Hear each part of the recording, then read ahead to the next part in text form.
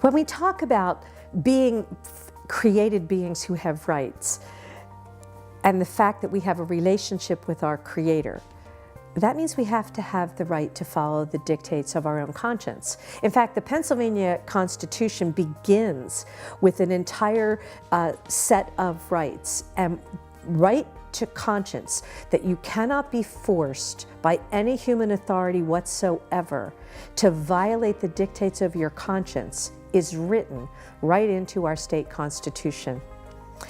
We tend to subjectively undermine that or stand for it, but yet it is a fundamental right. That's why, for example, in the military, we allow people to be conscientious objectors.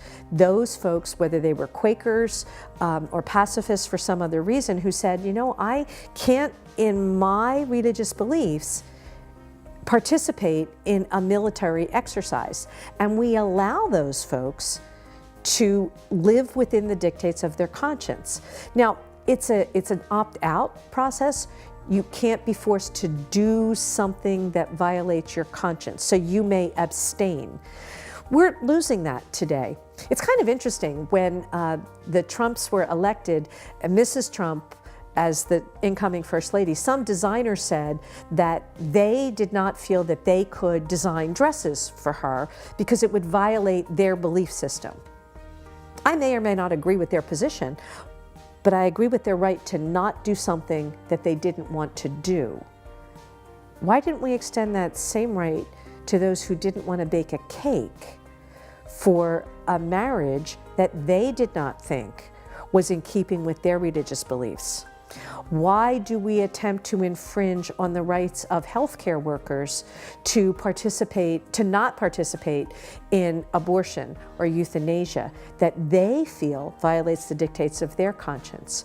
Why do we seek to infringe on the rights of business owners or organizations to not hand out contraceptives in violation of the dictates of their conscience? You see, if we say that only some people have conscience rights, then in the end, no people have conscience rights. You either have the right to live by the dictates of your conscience or you don't. Now, interestingly, a number of years ago, I was doing a debate at Temple University, and I was debating the ACLU, and separation of church and state came up, and we had a very spirited discussion about the topic. And in the course of it, one member of the audience stood up and said, well, I'm an atheist. And my response was, okay. And he was a little taken aback. Your choice of how you interact personally or not with the Creator is a conscience right.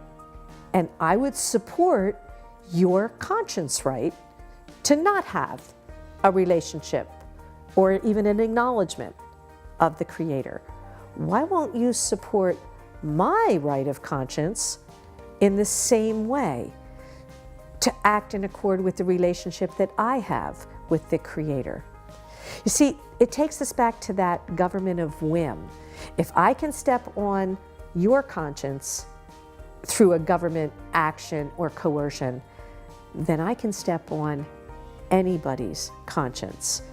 And that makes us property, not created beings. It doesn't matter how you feel about your relationship with the Creator, or if you even acknowledge that the Creator exists. The fact that this nation is founded upon that acknowledgement gives you the freedom to make that decision for yourself. And that's a really important freedom that must be accorded equally to all of us, or none of us have it. Tomorrow, we're going to start talking about the government and how the government should interact with us. See you then.